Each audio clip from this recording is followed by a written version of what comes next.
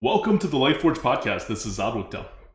This is Merps. Hello. Welcome to Dual Class Arena, where it's not really dual class at all. See, last week I predicted that we wouldn't see dual class because they would come out with Death Knight, which Death Knight is. Oh, we were so revealed. Sure. Because I was like, look, there's no way that they would do a weird dual class event. I don't get it. We were so sure. We were so sure that Death Knight was coming this week, and it did not. So, okay, Death Knight got announced. It is coming in the next expansion. It's only a month away. We'll all get to play with Death Knight. It looks super freaking cool, and they even have a cool arena drafting mechanic with it, where you get offered stuff, and then when you pick cards, it locks in the runes until you get the runes all locked in, and then the rest of your deck will go in that direction. Super cool. Excellent way to do this. And it's something that they had to think about and program in. And I think they knocked that out of the park in terms of how that is implemented, hypothetically, right? We haven't played with it yet. But it's not coming for a month. And instead, for this month, we are in dual class arenas with all the classic cards up through League of Explorers. So every set up through League of Explorers, but they didn't revert any of the nerfs and buffs. So you still have Cruel Taskmaster as like a 2/3 or something. Like all this like random stuff. And on top of that, there is a bug so that none of the basic cards are in the game.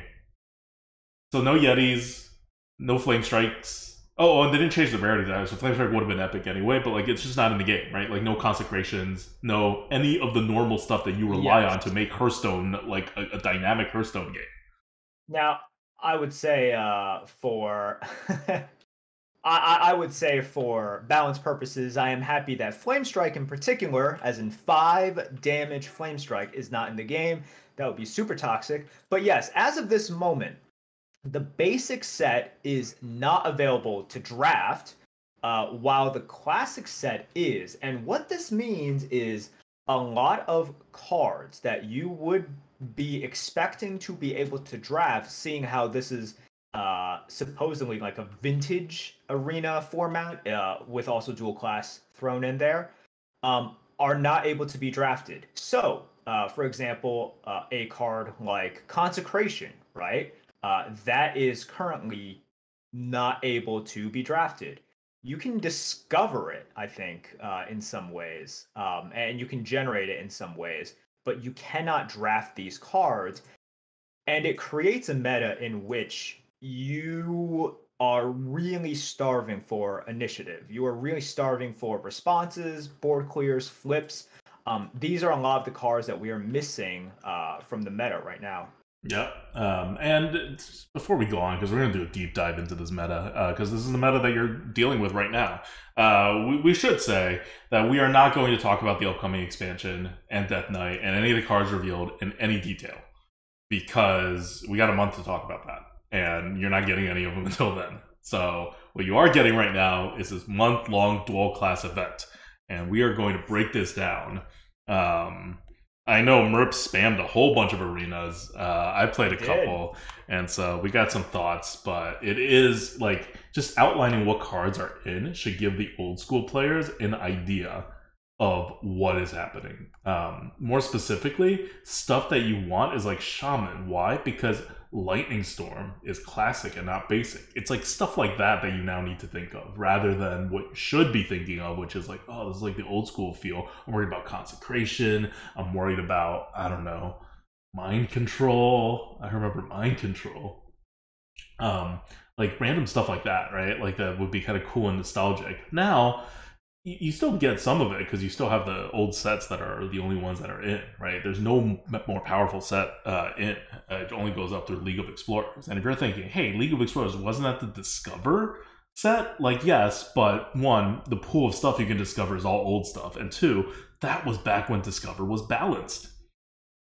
Like, that was back when you had to pay 2 mana for a 1/1 that discovered something, or 3 mana for a 2/2 that discovered a random 4-drop. Like, those were the how Discover was valued back in the day. Not now when it's like a 3-mana 4/3 that discovers a spell or like some stuff, right? Like it's a world of difference. So back then, Discovers were actually okay in the arena and actually really good in the arena, and people really liked it.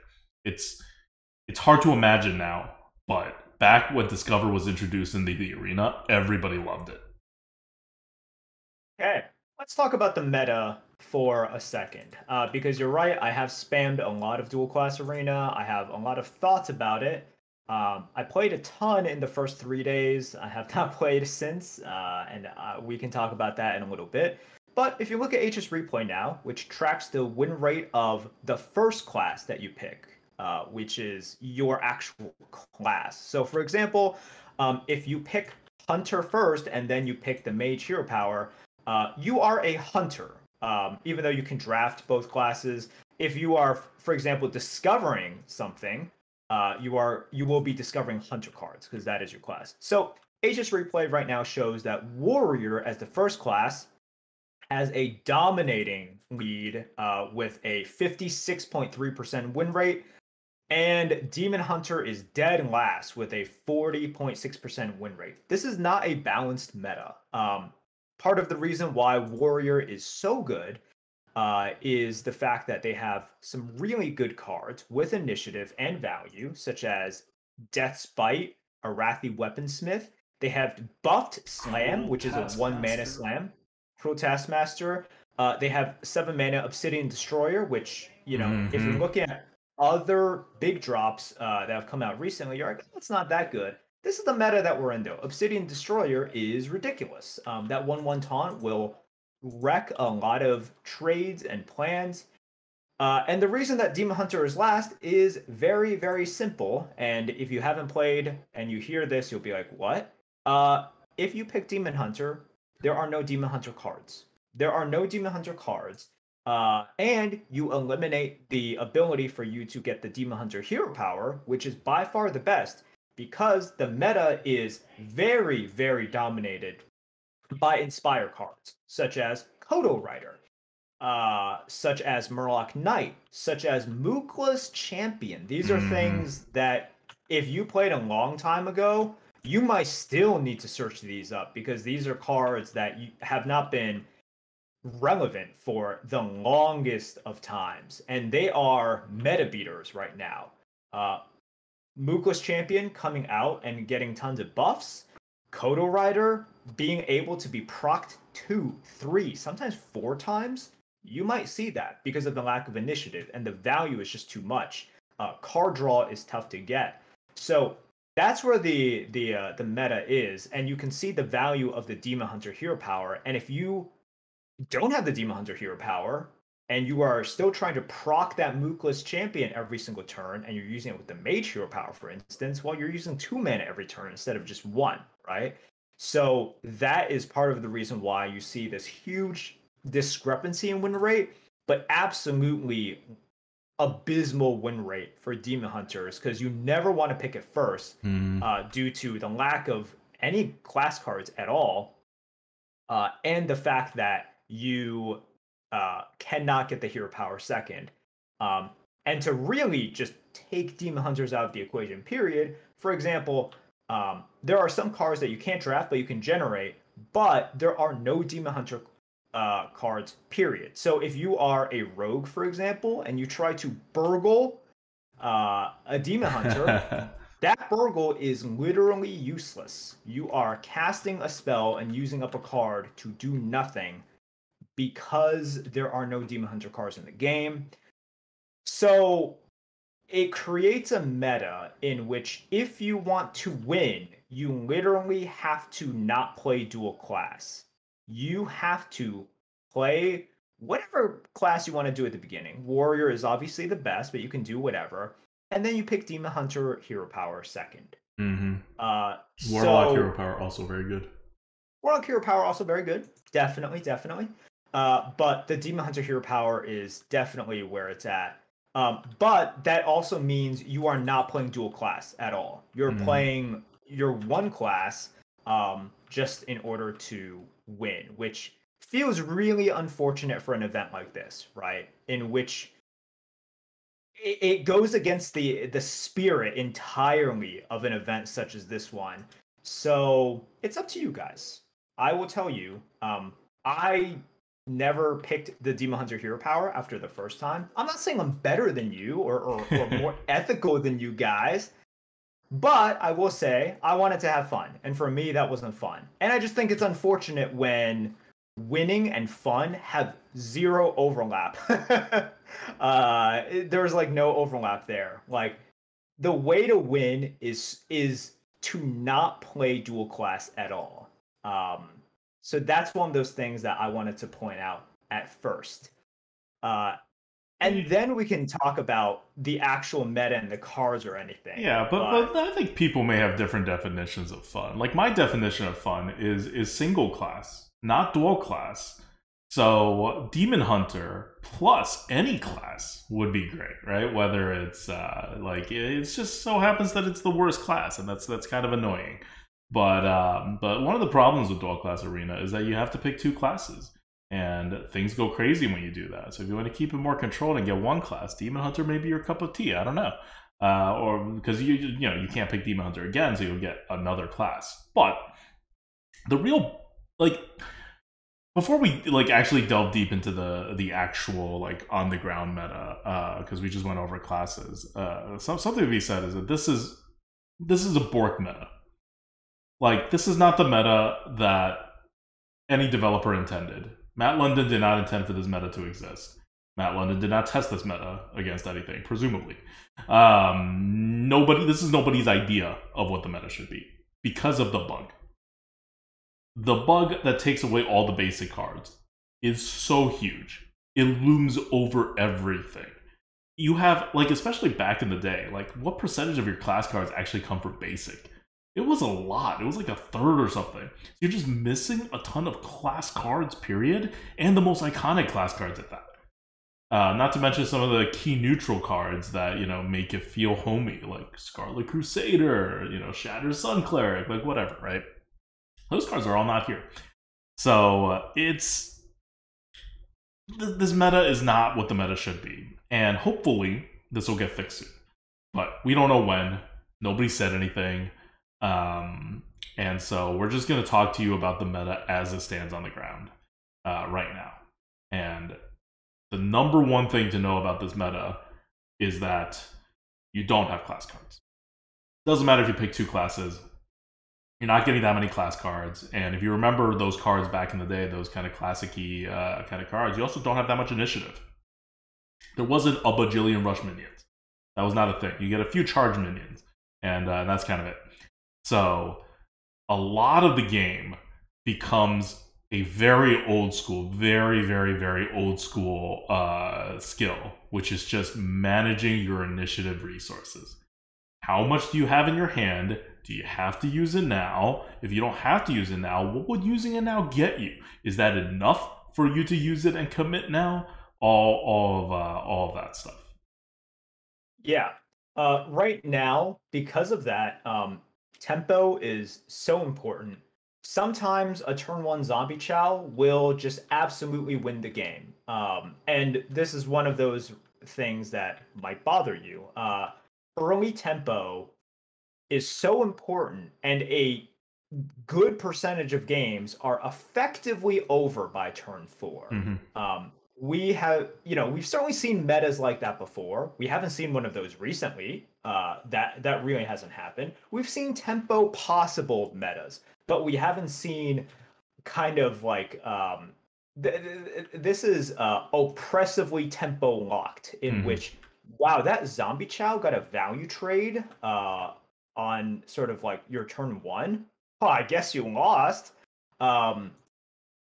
So this is definitely something that you see. The neutral cards are the ones that are taking over the meta. Zombie Chow, Piloted Shredder, North Sea Kraken.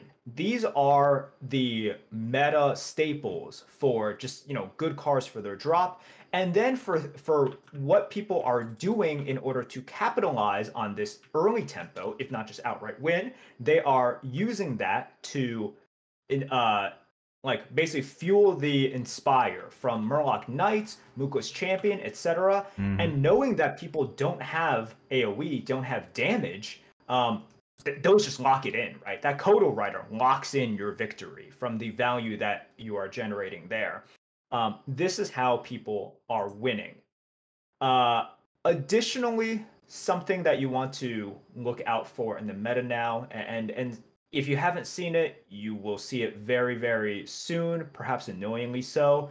Legendary draft rates are very high right now. There Hmm. are a ton of legendaries flying around. You are going to get used to seeing Ragnaros, Dr. Boom, Healthazard, um, what was it? Arc Thief Reform. You are going to see a ton of these legendaries. Cairn as well. Oh, buffed Cairn. So 5/5 Cairn. This is very frustrating for a lot of people because if you are playing a lot of really bad cards, or even if you have like a small lead, for example, which is kind of hard to get and you would expect hard to overcome as well. If they just then play one of these world beater legendaries, that feels really bad, right? We've talked about metas in which they were kind of almost taken over by really, really powerful swinging legendaries. You see a little bit of that right now just because of the frequency that people are drafting these legendaries. I mean, So I had a game in which I beat a Ragnaros. I killed the Rag, and then I got them down to 2 HP. Then they played Reno Jackson, and then they won off of that because then my resources were depleted from killing off the Rag, and then I didn't have enough to kill them after they healed 28. And these are the games in the meta right now.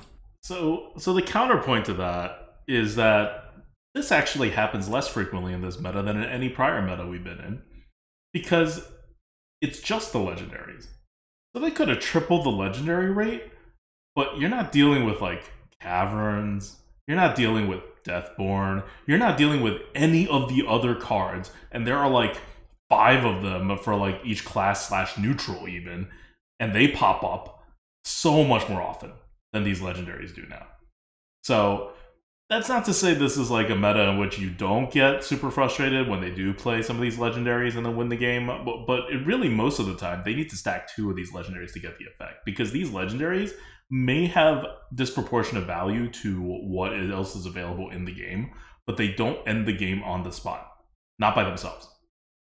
On the other hand, in the previous metas, and all the previous metas that we've had in the modern era, you have legendaries that end the game on the spot. A lot of them, and so it's.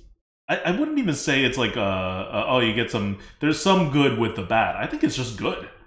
I think you just lose games outright to crazy shit significantly less in this meta than you did at any prior meta. So I will add to that. One of the crazy things you will see in which you will just throw your hands up and say, couldn't do anything about that. And a tip for you guys in the draft, Mech Warper is an auto pick. Gorilla Bot is definitely an auto pick. But if you see a Mech Warper up against pretty much any reasonable card, uh, take it. It is meta beating right now in terms of, okay, let's just say you only have one Mech Warper, right? You play that Mech Warper and you're able to get a one mana advantage out on something else. I'm not saying you always do, right? That Mech Warper sometimes dies. That's fine. 2 mana, 2/3. Like a Croc is fine for this meta now. Like it's you're playing a lot of shitty cards. If you get like Mech Warper into a turn 3 piloted shredder, oh man, that is so good, right? Like in this meta, that is game winning lots of times. And then, and I've had this too. You have Mech Warper with other mechs. Maybe you're playing Shaman. Maybe you have a Power Mace. By the way, Power Mace is like S plus plus plus plus plus tier Yes. right now. Yes. When I first saw Power Mace used against me, I'm like, what? This card was that early? I did not remember this. Yes, it is ridiculous. But I've had games in which either myself or my opponent had double Mech Warper, and then I just lose on the spot. it will win games automatically just because you are going to get so many mechs. By the way, guys, Yeti, uh, or there's Mech Yeti right now. You don't see normal Yetis. You see Mech Yetis. You see piloted Shredders. You see Clockwork Knights.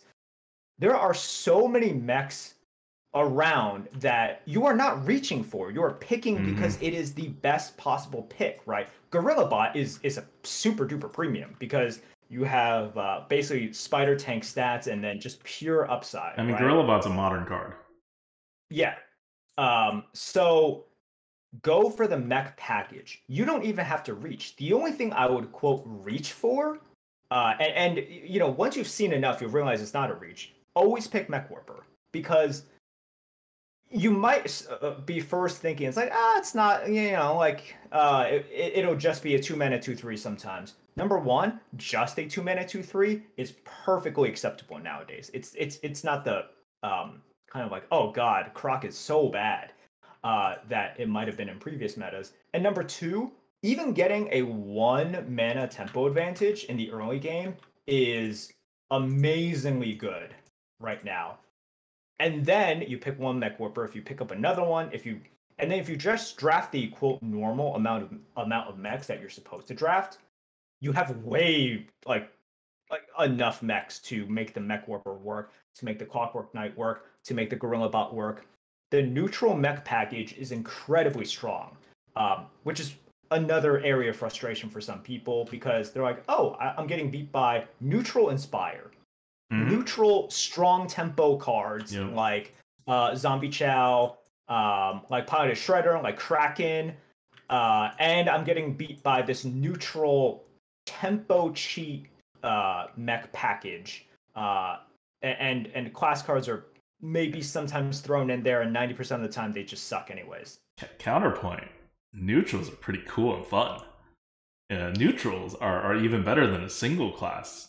Neutrals are no class at all. So if you like the extreme, boring, repetitive actions, and I know there's people out there who do, I kind of do, and there's people out there who are more on that side than me even, this is the meta for you. You are never getting this meta again, by the way. I do not think, and this meta is only like this until, like, for now, until they actually fix the bug. After which it'll get a little more diverse, at least. A little more class cards, a little more, you know, flavorful. You know what this sounds like? It sounds like there were advertisements for a giant, like, Texas steak bake, right? And they're like, oh, you know, there's going to be sirloin, prime rib, ribeye, all of this stuff, like, really good steak. You get there, and they serve really good, like, organic smoothies. Yeah. And then you're sort of selling people, it's like, whoa, wait, like, guys, like, these smoothies are really good. Okay. This is like world class smoothies here, and people are like, well, but the point is, it was advertised. You know, it's in the name. It's like dual class, right? It's like I came here for steak.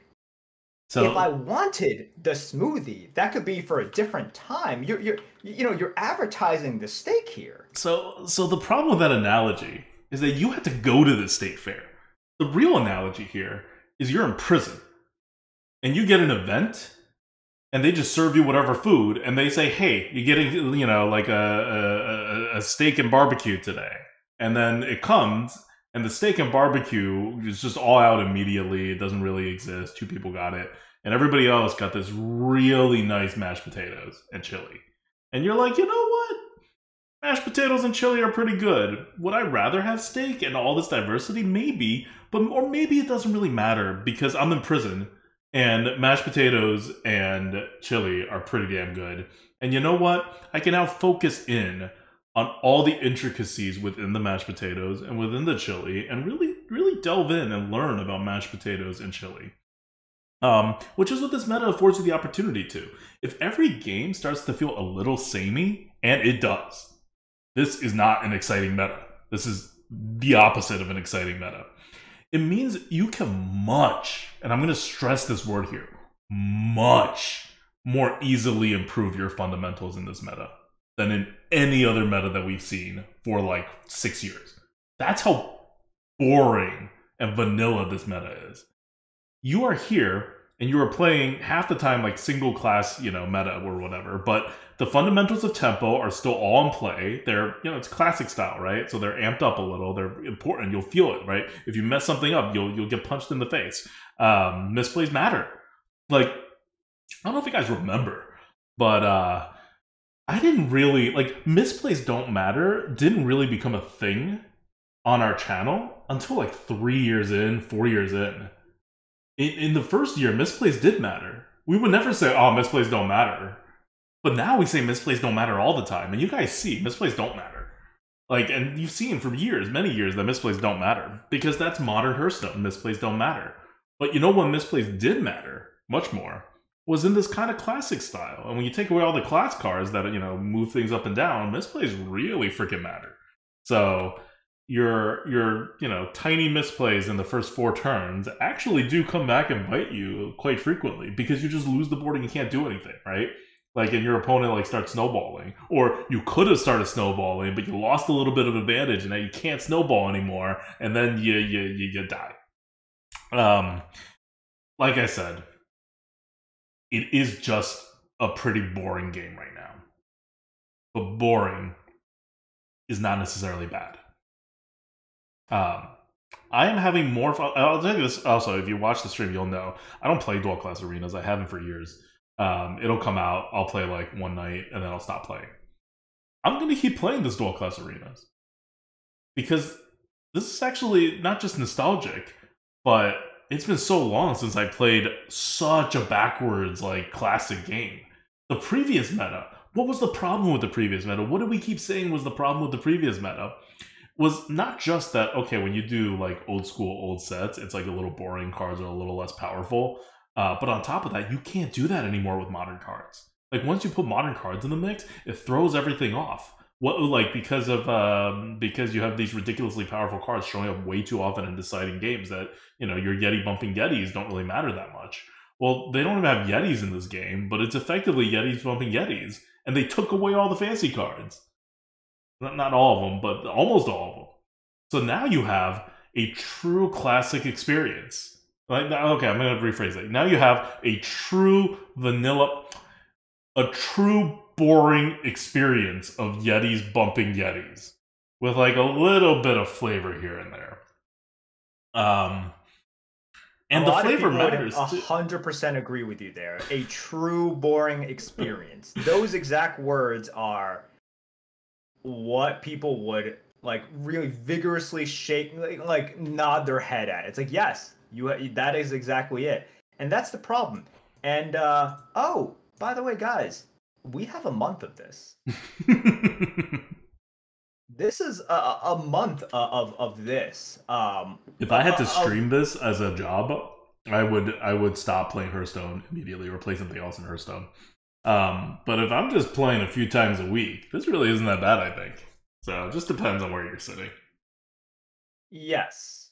Although I think most people, even the casuals would agree. They're like, this feels a little bit too long. It's like, even though I'm casual, I want to go back to normal or something different a little bit sooner than a month of this thing. Mm-hmm. And we said it. We said it last week when we were trying to predict the meta. We're like, oh god, don't make a whole month of dual class arena. And I was like, I'm just not going to play if it's a whole month of dual class arena. Kind of changing my mind now, but we'll see how long that lasts. And also, it's going to help that presumably they're going to fix this bug, and so you'll get a new meta. It's so big. The classic cards are so big. Classic basic cards. Basic cards from back in the day. That's so big. When you add it in, the whole game's going to feel different. I mean, you'll still feel like a classic experience, but you'll have to worry about a whole lot of different sets of cards. Then the classes will actually start mattering, besides just the hero power. So, like, I'm excited for that too. But I just mean, don't let Mervs get you down. This is not like a universally hated meta we're in right now. This is actually like quite a lot of people I see on Arena HS. Now, to be fair, Arena HS is a lot of old fuddy-duddies who played this game 8 years ago and haven't played in the last 3 years.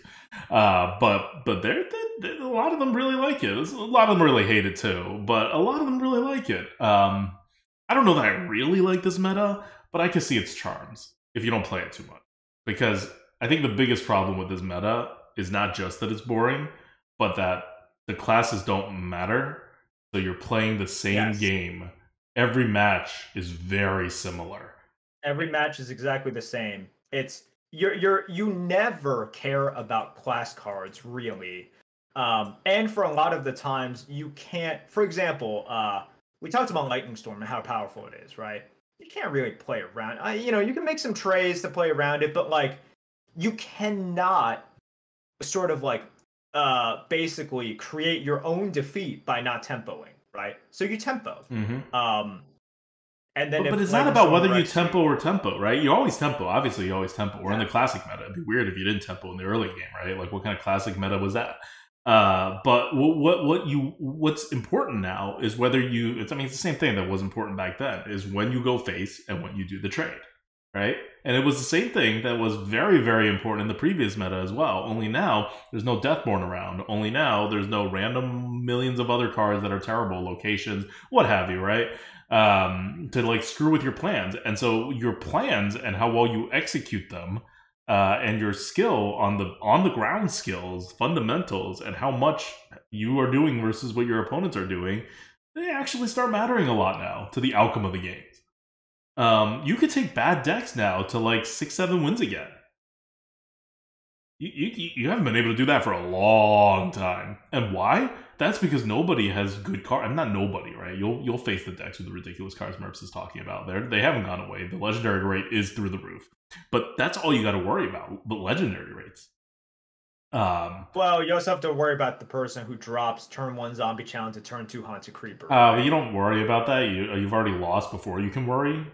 Like, yes, and that's what people don't like about it. yeah, I've beaten Zombie Chow into Haunted Creeper a number of times. It's not actually like game winning. You just have to have your own Zombie Chow into Haunted Creeper. Just have your own. Mm-hmm. Wow. I got double Zombie Chowed into I forget what into what, and I was like, okay, well I lose now. But besides that, it's usually okay. Like the times in which, because it's not like your opponent has to have a Zombie Chow and a Haunted Creeper like in their deck. They have to get it in their opening hand for that to really be a problem. Just your percent chances of games ending in any of those ways is so much lower than your percent chance of games ending due to bullshit in any of the last 3-4 years, 5 years even. Like we're just in a all-time high of fundamental on the ground skill. And then it's mixed with snowball mechanics, which is not anyone's favorite mechanics, but the mind games that you have to not play, but just kind of reading your opponent and what to do. Like reading your opponent, by the way, is kind of a lost art these days because everything's so powerful that, so many times I'm just like, well, if they have it, they have it. If they don't have it, they don't have it. Because if they have it, I lose anyway. Nothing I can avoid or whatever will ever surpass this. That's no longer the case now. All of your reads are now super important. That's one of the things I love the most about the classic meta. It wasn't like necessarily, oh, I did the math better on Yetis bumping Yetis or whatever. It's that when I got a read on my opponent, I could take full advantage. And I could purposefully do things in order to get reads on my opponent. And then I can exploit that. And all of that is now hugely important. And as well, on your side, how you save your initiative versus playing it for tempo, because we keep saying tempo is super important. Well, one of the key decisions you're going to make every single game is I have a card with initiative. This will get me a little bit more tempo, or a medium amount more tempo, or even a lot more tempo than if I played my other option. But this is my last card with initiative in my hand. Is this tempo worth it? Yep. You are going to ask that question so many times. And if you answer that question wrong, you are going to lose a lot. That has not been a thing for like 5 years. I'm so happy that is back in the meta, because that is one of the key fundamentals of like trading card games, really. That Hearthstone has kind of lost because everything got amped up so much and power creep so much. So bringing that back is huge for enjoyment of a lot of like old school players or just people who really like fundamentals and whatever. Like it's not just, oh, who tempos out faster the most, right? Or who has the cards to do it, or who is better at trading on the board. It's also a lot of who is getting the better reads, who is using the better reads, and who is making the correct decisions of when to use their initiative for tempo versus when to hold their initiative so when your opponent plays an Inspire card, you don't automatically lose. Yeah. Look, if you guys watched my stream earlier on this week, there were plenty of times in which I challenged my opponent to have 1 damage, 2 damage, Mm-hmm. any sort of initiative. And I will say, generally, you can make that risk or make that bet that they don't have damage more often and be successful in this meta, like much more often than in other metas. But it is also true that your reads are more important, and because if you whatever risk you're making, it's going to be much more punishing if you are wrong. And your reward is much higher for making the right one. Because lots of times it'll be, for example, man, if I drop this right now, if I drop this empty Coda Rider, or not even empty, it's turn 8, you drop the Coda Rider and you hero power, and they have a 2 attack minion on the board, 3 attack minion on the board. Do I think they can get rid of it? Because, man, I would really want to keep this Coda Rider. This is kind of my win condition here. I could make another play, but man, I want to get this out right now. And you should feel generally safe putting out that Coda Rider, I would say, because at that point your opponent probably only has 2 cards in their hand anyways. This is the current meta. But additionally, if you do have the read based on how they are playing, that read, assuming you are making it, is going to be lots of times more accurate, and then the reward is higher, right? You keeping that Coda Rider alive is huge for you, and that Coda Rider dying because you made the quote mistake of putting it out there too early is really punishing, because that Coda Rider is good. It's one of the best late game engines for your entire deck and for the meta generally. So this is what we're kind of talking about here. Now, does that make it more fun? That's up to you. Everybody has, different definitions of fun. Adultas is kind of weird, but it's fun for him.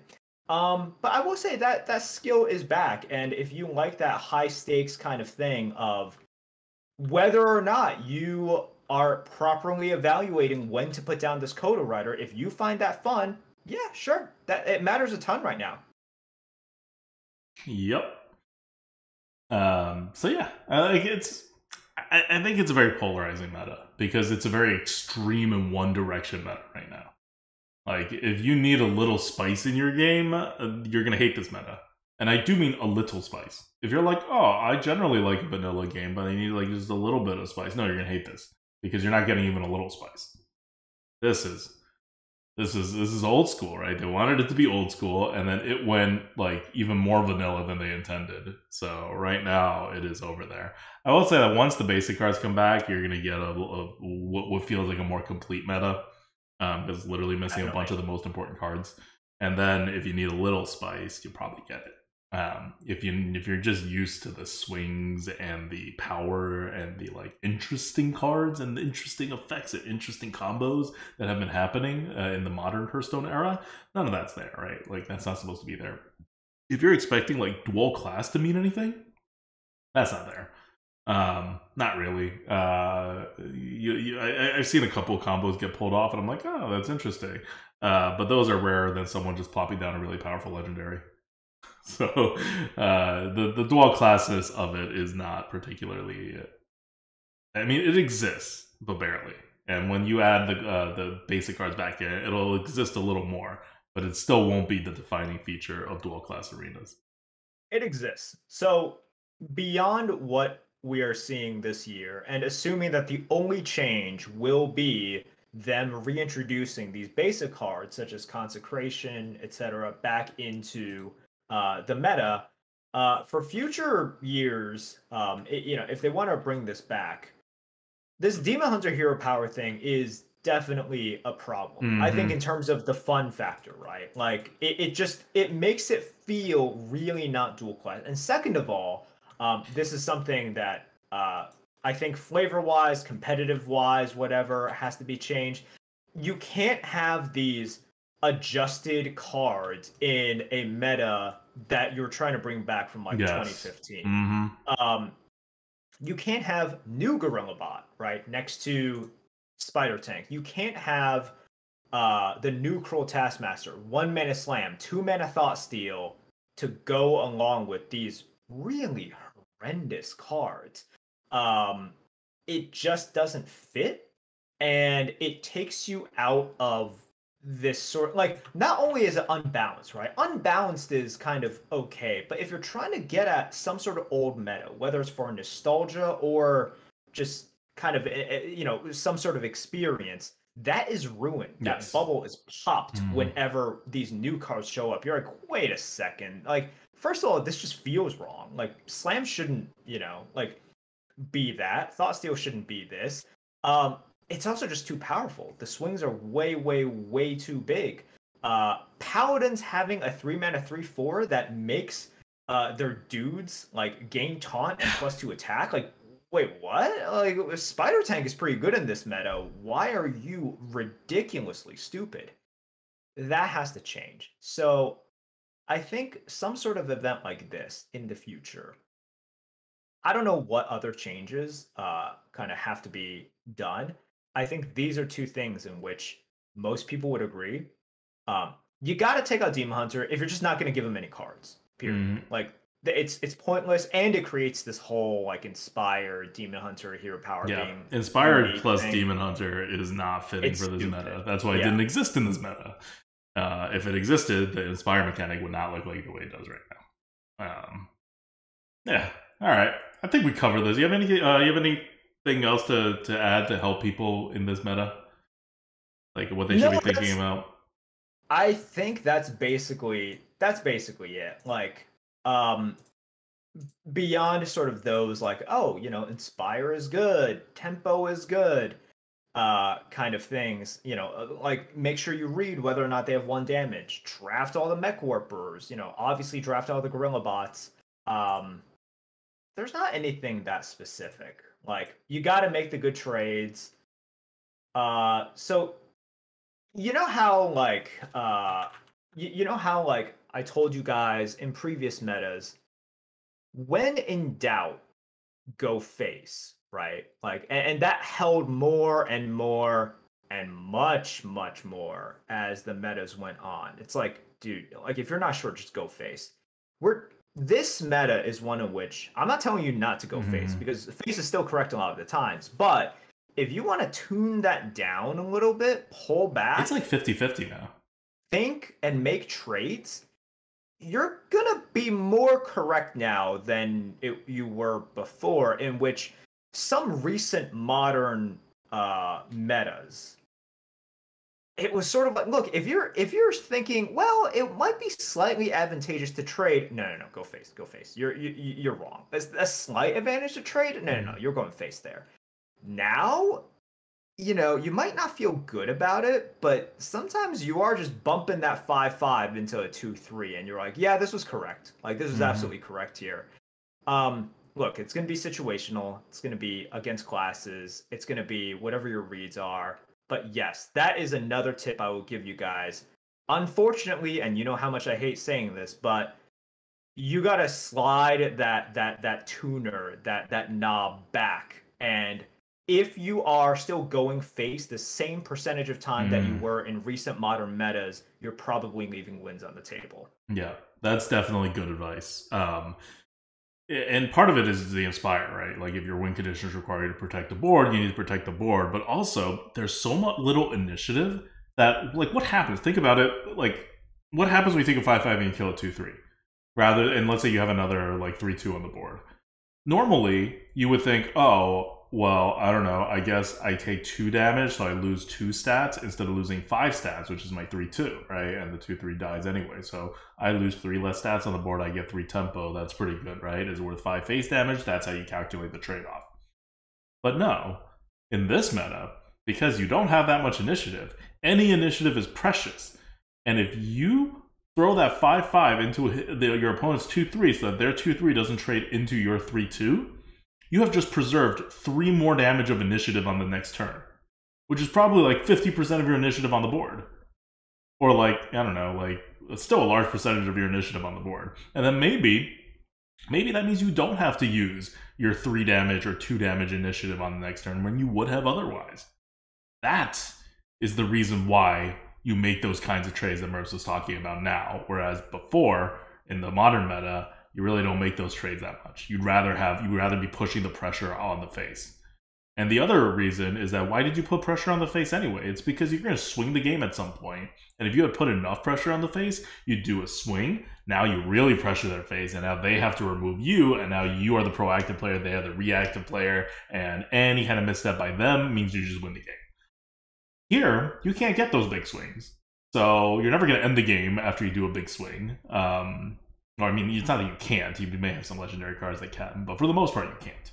So getting damage on their face just gets you incrementally closer to winning so that you can do it. But that swing happens so much less frequently and takes so many more turns to build up, and they have so many more chances to respond to it, that it dilutes its power. Yep. And those would be the advice I give you guys. If you guys are enjoying this, good, great. But this is something in which you will see me personally take a step back on. I've played enough to understand the meta, and will I play more after they make the change and bring back the basic cards? I probably will, because the meta will be drastically different. It'll also just be more fun to be able to consecrate stuff. Yeah, it should be more fun. But at the same time, a month of this, even with basic cards in, even if they reverted the OP adjusted cards back to how they are supposed to be, I'm not playing a month of this, right? Like, so I look forward to it. I think the event itself is a little bit too long, but I'm hoping you guys have fun with it, because they will make changes, and whenever they do, we'll be back with more advice, right? Because this is going to be a much different meta. But I'm also hoping that Blizzard is really listening to the feedback that everybody is giving, and listening to why people are really frustrated at this event, and how serving smoothies at a steak event is just not the way to go.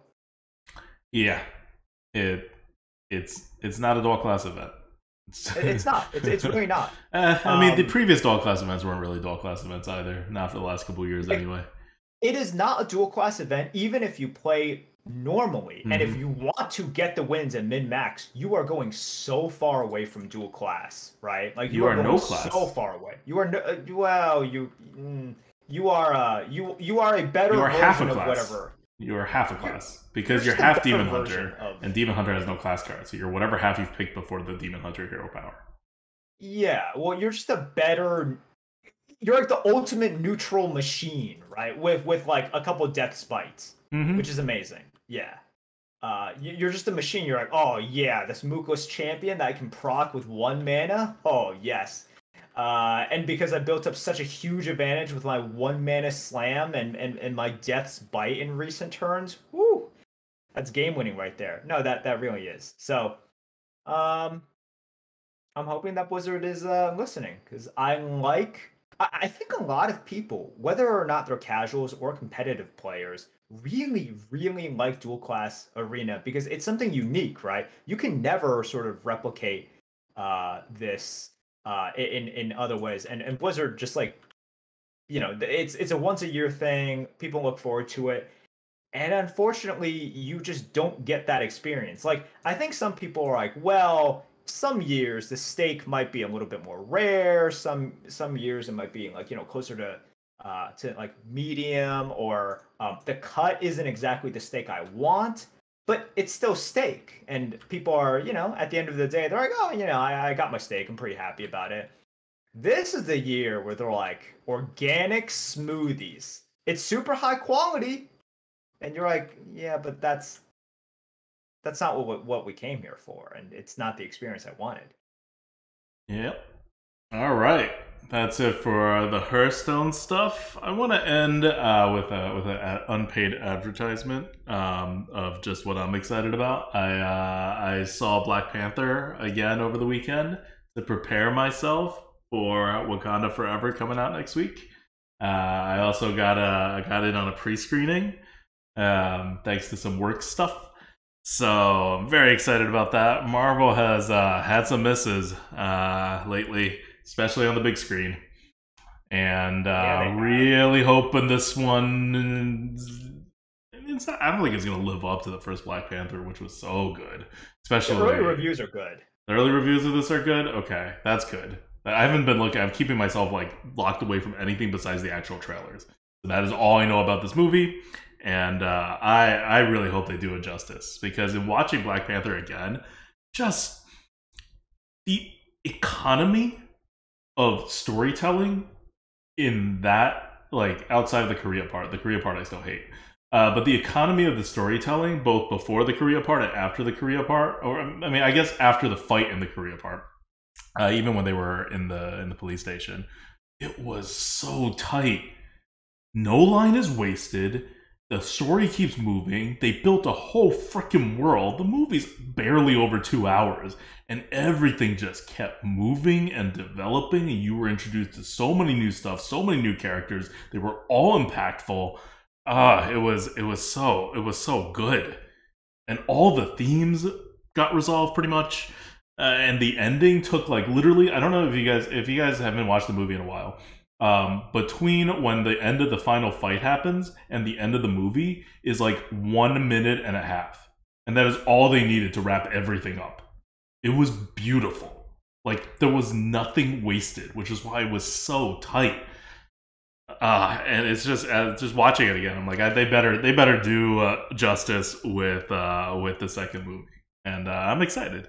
I'm a Marvel Cinematic Universe fan, and I want them to get back to making good movies, which, you know, they haven't this year.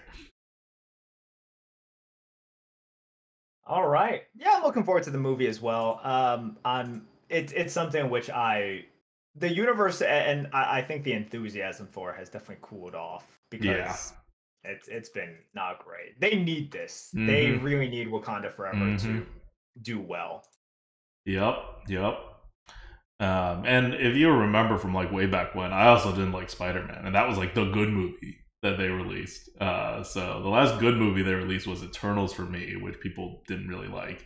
So if you share my feelings on Spider-Man, then the last good movie was Shang-Chi, which was so long ago that, like, it feels like it was forever ago. Okay. All right. That's it for me. I guess, yeah, until next week. Assuming they patch it next week, we'll give you another meta take. If they don't patch it next week, we may dig into this further. We may go into some pretty specific things on fundamentals, because now we could talk about it because it matters again. Or we may just jump into some Death Knight talk, which I know we haven't really done because we're not seeing Death Knights for a month. But it's exciting, so, you know, maybe we'll react to that. All right, until next week, this is Object Up. This is Merp. See you guys. Okay.